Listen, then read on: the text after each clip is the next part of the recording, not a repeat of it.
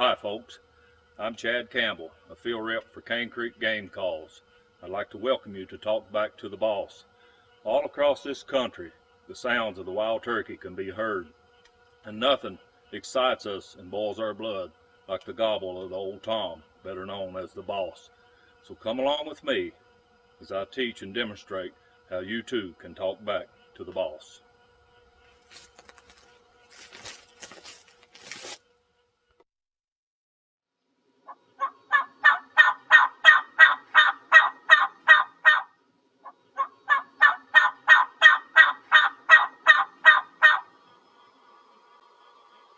You know, folks, to talk back to the boss, one of the first calls I like to make is the yelp.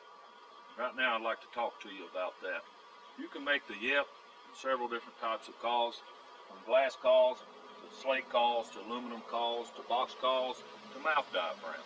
And the mouth diaphragm has a variety of 2 reeds, 3 reeds, 4 reeds on the average, and you have some stacked frame. And the purpose for that is the 2 reed calls are the easier to learn on, and you get clearer yelps. The 3 and the 4 reed, the stacked frames, you get more raspy sounds like old hens that's really calling aggressively. But if you want to learn the call to do the yelp, I would suggest you learn and start on a 2 reed call.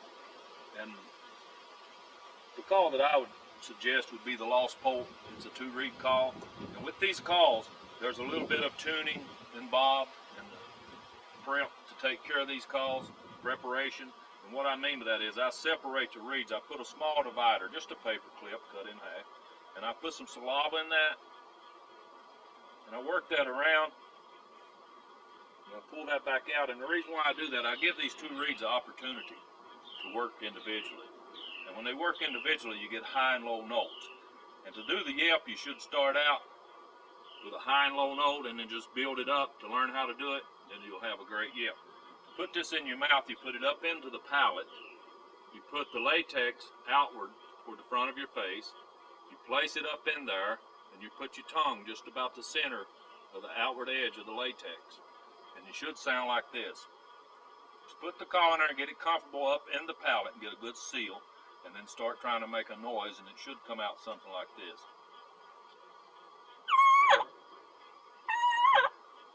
You get the high pitch, and then just drop your jaw. And then speed that up and you'll have the yelp.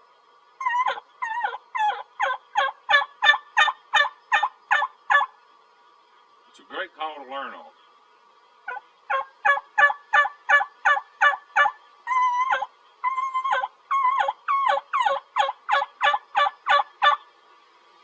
It's a beautiful, clear yelp. And when you go with the 3 reed calls, your yelp will be more raspy. The 3 reed, cane cutter, tough man, or the 4 reed, Mr. Death, your calls are going to be more raspy or more aggressive calling. And I'll show you a yelp, a plain yelp on this, and then I'll show you an aggressive yelp and the reason why you like the 3 and 4 reed.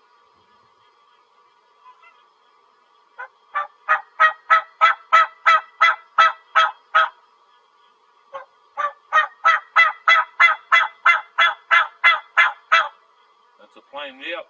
To get aggressive with this call, just speed it up a little bit and put some cuts in it.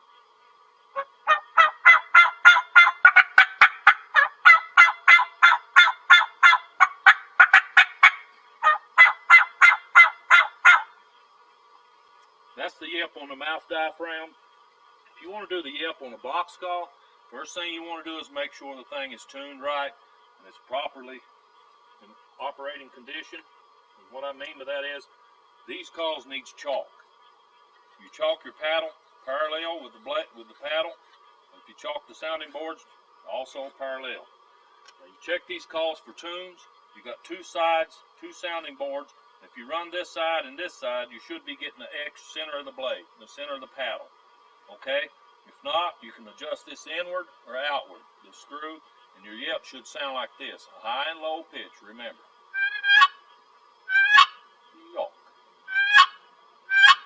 Speed that up.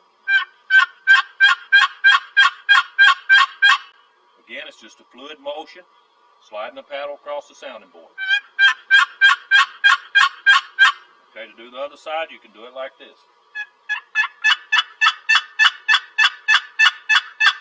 When you do that, you should be getting an X right in here if you're properly adjusted and in tune. Also, people call like this. They use the box call a lot of different ways. But it's a great call to learn on, and with that you can call the old boss Tom in sometimes. Another call is the slate call, friction call, slate type, or either the glass. These work basically the same, or the aluminum. This case is the African mahogany wood with a slate. And what I like to do with this call to find my best sweet spot or my best sound is I look at the wood grain.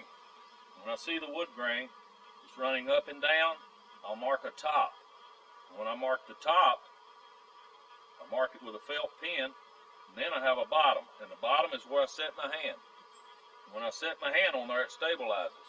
And then I take the striker and I prep it with 220 wet dry sandpaper, and I clean the end of it off, and then I use this just a scarring pad back and forth, and then I do my friction across grain to get a better friction to keep from slipping and having missed notes.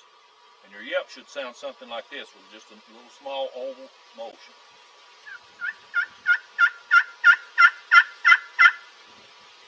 It's a great call. You know, the yelp of a wild turkey can vary from a plain yelp to an excited yelp to an assemble yelp to a tree yelp. These all spin off the plain yelp, and I'll go through a few of these with a friction call. Here's the plain yelp.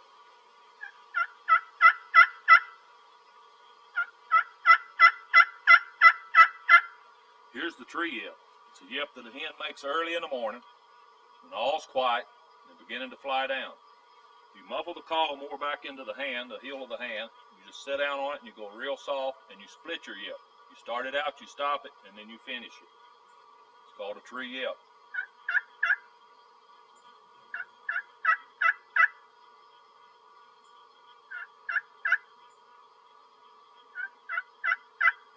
That's a tree yelp.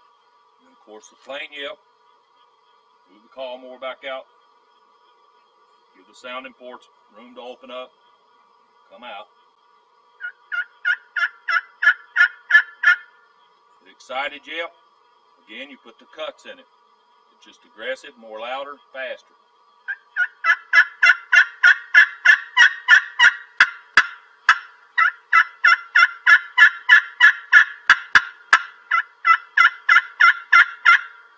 The assemble yelp is a long series of yelp. When the old hen has lost the poult, they're scattered out, and she's trying to call them back in. She'll rhythm this up and down, and she'll pause and listen for them to kiki. That's a whistle sound that the young poult make to let her know where they're at, so they can communicate back and forth and then come back together and reassemble. And it sounds something like this.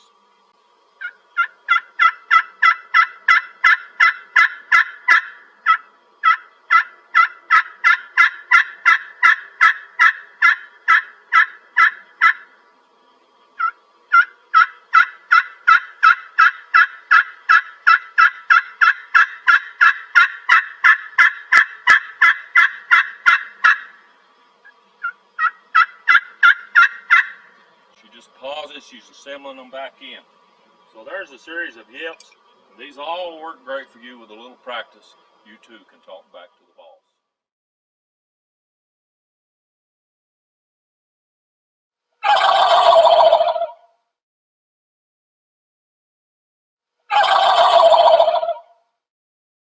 Okay folks, the next call that I'd like to talk to you about will be the gobble itself, as you heard earlier as I was doing in the woods there. Now, that call can be dangerous because when you do the gobble itself, you become the hunted. And so you got to be extremely careful when and how you use it. But the gobble is a great call because another gobbler will respond to another gobbler because they are territorial. And he'll come to his territorial to run off, ward off that other gobbler. And they'll begin to fight. So sometimes you can use a gobble and get another gobbler to come to you, old boss Tom. All right, the call that I use to do that with is called the Mr. Death.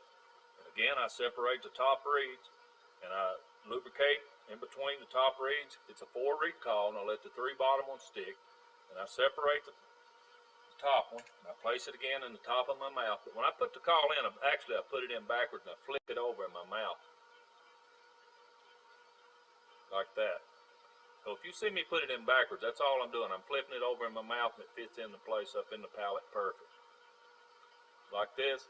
And to get the gobble off of this call, just actually say the word gobble and kind of give your head a little bit of a shake, and it'll give it that deep grumble sound that the gobblers give off as they get real close to you. I like to say I hear their valves rattling. When they get to the point where you can hear the valves rattling, they're pretty much in shooting range. You better be getting your gun ready. But anyway, to do that call, this is the way I do it.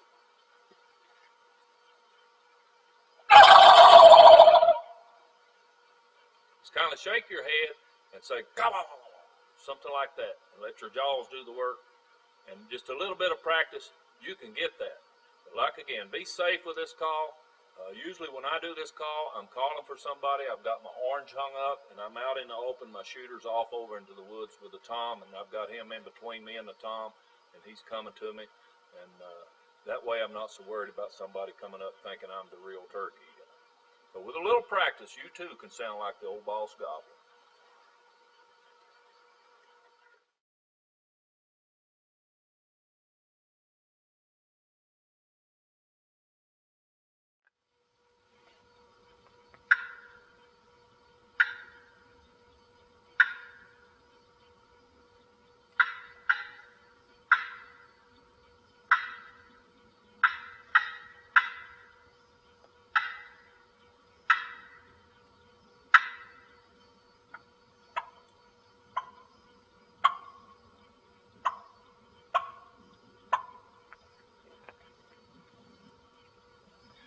You know, folks, one of the calls I like to use to talk back to the old boss Tom is the cluck.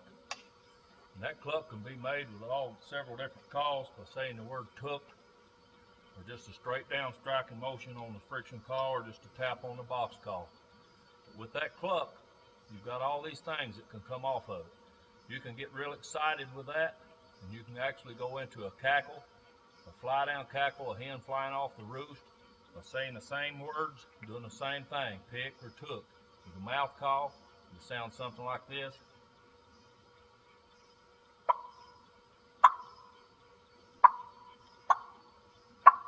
That's just a cluck. Now if you want to make a fly down cackle, you can say the word pick and just give a faster rhythm like a hen coming out of a tree.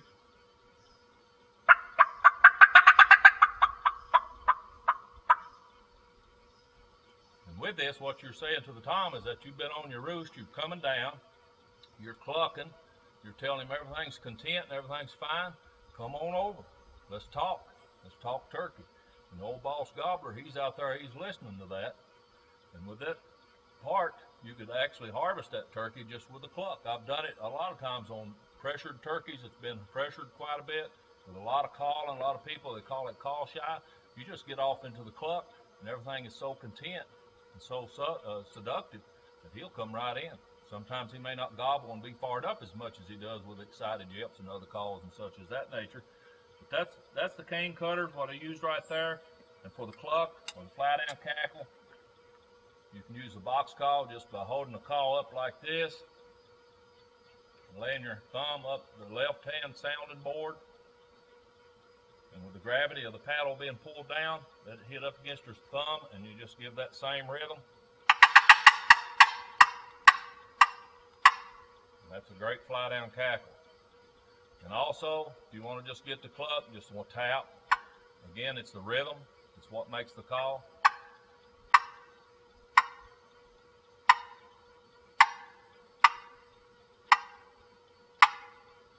Okay.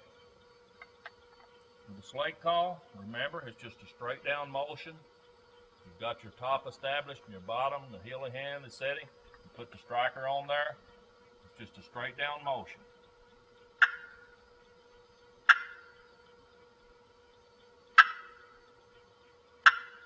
And again, the way you cup it in your hand gives off different acoustics.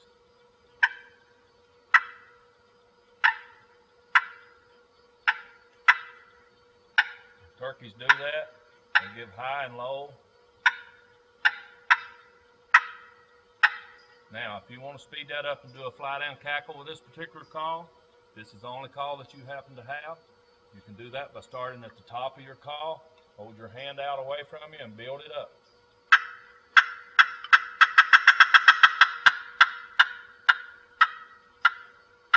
You get the fly down cackle. It's just the difference in the rhythm. All this spins off the cluck, and then of course there's an alarm putt.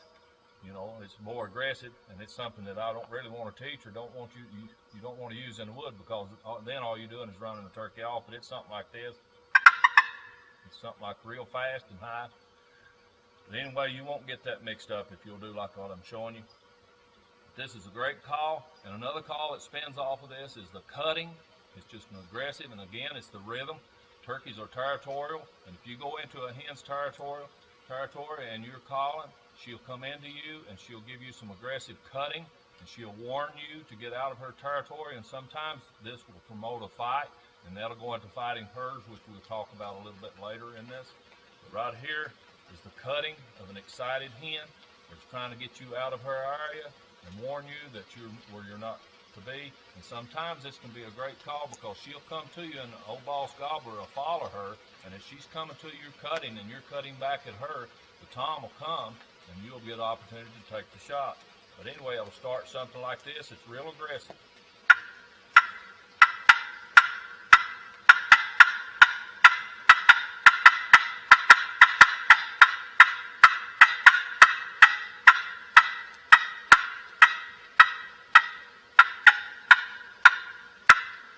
So if you hear that, you do that back. You just do it just like she's doing it, and you get into a heated argument. And when she comes up to face with you, the old Tom, boss gobbler, he's liable to be right behind her, and you'll get the opportunity to take the shot.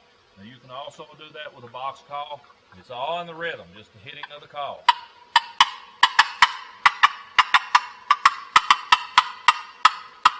It's really simple. It just takes a little practice. And with the mouth call, again, I usually use a raspy call for that. Say the word pick.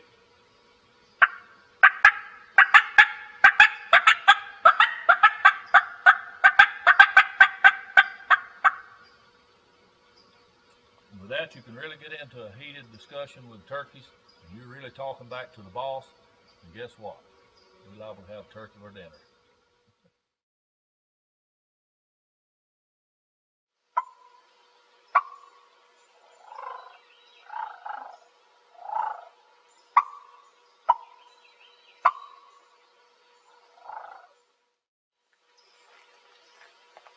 You know, folks, talking back to the boss, one of the best calls that I like to use, another one of the great calls, is a purr. And purr will roll from contentment purr to clucking purr to a fighting purr. And even at that, I've seen an excited purr. It's kind of in between. But the purr is a call that I use on a little mouth diaphragm we call the lost poke. And by doing that, I just flutter my tongue up and down, and again, to do the cluck, I just say the word took, and it sounds something like this.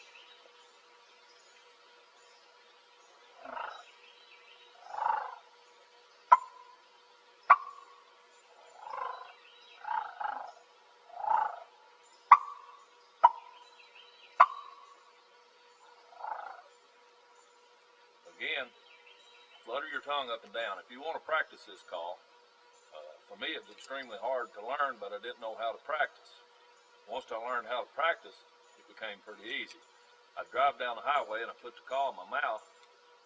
Again, I put the call in backwards and I flip it over, so always remember that. I put my tongue up against the latex and I just began to flutter my tongue and exercise my tongue, just like somebody working out with lifting weights or something, and I would do something like this.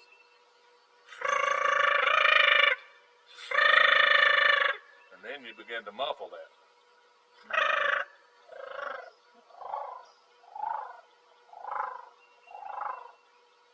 If you'll practice in that manner, you too can learn how to purr with a mouth call. It's not all that hard. The lost poke works great for this call. Now, if you're a friction call lover, one of the better calls is the slate call for purring.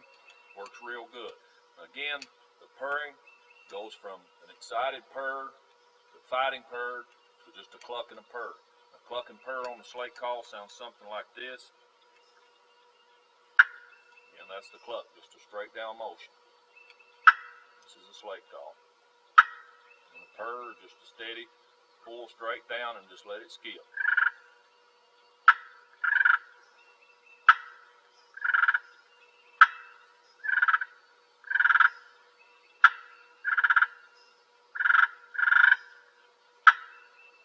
Okay, the fighting purr, if you want to go off into the fighting purr, all you're going to need with this slate call is another striker.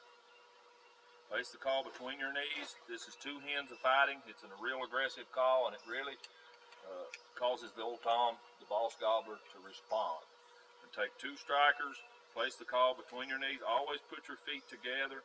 It helps hold the call, keep it from wiggling up and down. Set the two strikers straight up and down, and just begin to pull those. And you'll see the purring motion begin, but it'll be real aggressive.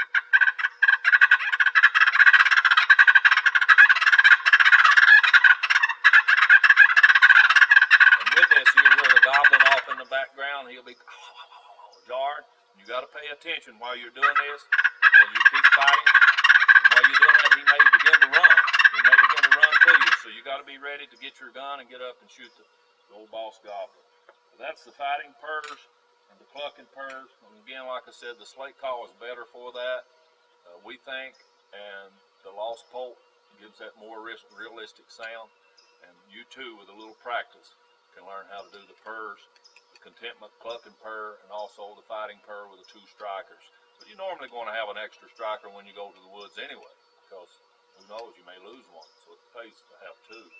And with that, you too can become successful in harvesting the old boss gobbler.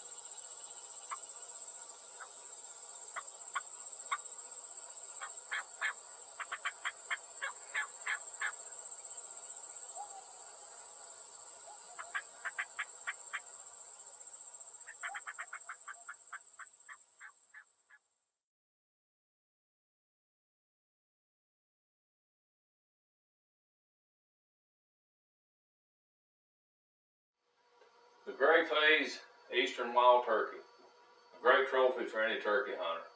And as a professional hunter, I choose Cane Creek calls to help me be more successful in the woods. And right now I'd like to recap on some of the things that we've talked about. And with this, I'd like to talk about the Pro Custom. These Pro Custom friction calls are high quality. They're made out of African mahogany and great slate. These calls have been used to win U.S. friction championships. And when I pick up one of these, I look at the wood grain, the way it's running. So then, therefore, I mark me a top with the wood grain so I can have a bottom to set the heel of my hand to help me be more secure when I make the calls. And I condition this call with just a scuffing pad or a Brillo pad across this way. Then I run my striker across grain this way to give me a better friction. And whenever I condition my striker for this call, I use 220 wet dry sandpaper. And the reason why I do this, in case it rains out in the woods, you've got wet dry sandpaper, and whenever you get home or whatever, your sandpaper ain't all messed up, but it'll stay with you throughout the season. And when I condition this striker, I set it on a flat surface, and I sand it with that 220 wet dry, and I get the end of it good and flat. And then I take the edge off, and that gives me a real good bite from my friction calls. And remember, it's all on how you hold these calls to the sound that you get out of them. If you put these calls up high and let the sounding ports open up, you can get a great locating call, sound off way off in a distance. Or if you bring them down close in the heel of your hand or the palm of your hand, you get a muffled sound, and it makes a great cluck. Listen to the sounds of the cluck as I move the call in my hand.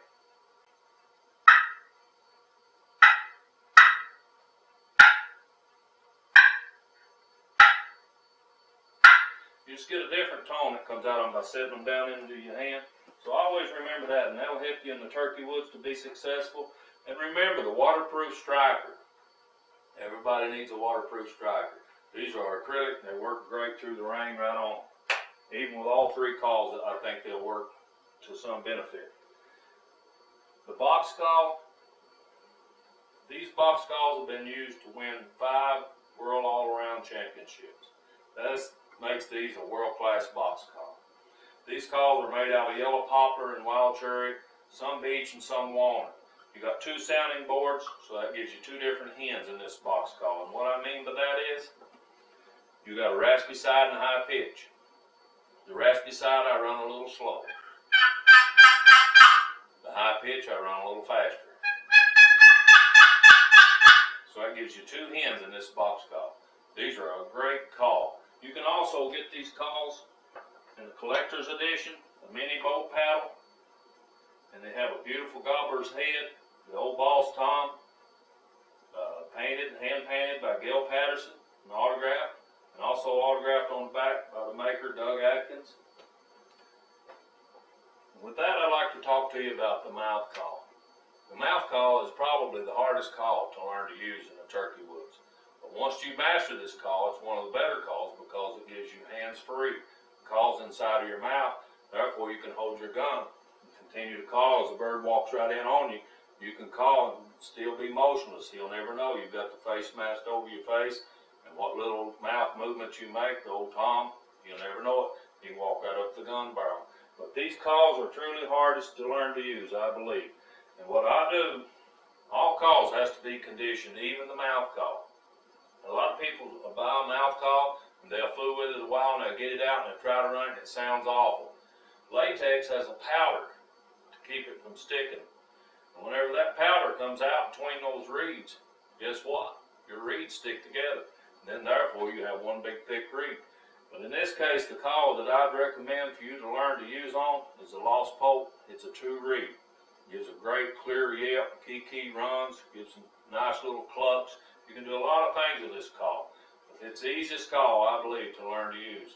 What I do is keep a paper clip in between my reeds, and I blow a little saliva in that. Now I move that paper clip around just a little bit. Now I pull that out. When I put this call in my mouth, I put the longest reed as the top of this call. I put it up into the palate of my mouth. If I get it too far back in my mouth, I'll get a choking sensation. But if I bring it forward, too far forward, I get a tickling sensation on into my tongue. Because you want to put your tongue right up against the bottom of the latex in the open end in order to make the sound.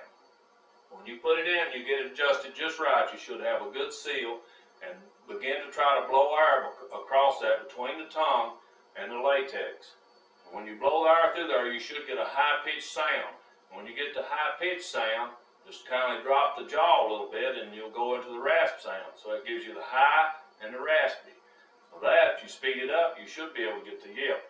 And it should sound something like this.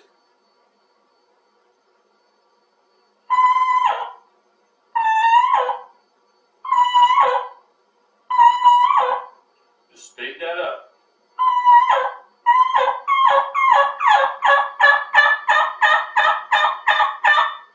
That's a great yelp.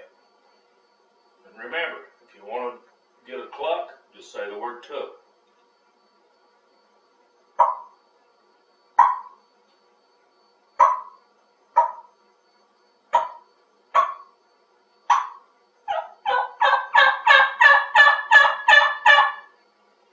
Once you get the sound of the yelp, you can say the word chuck or chick and blend that in and you'll get the yelp. With a little practice, you too can talk back to the boss and be successful in the turkey woods.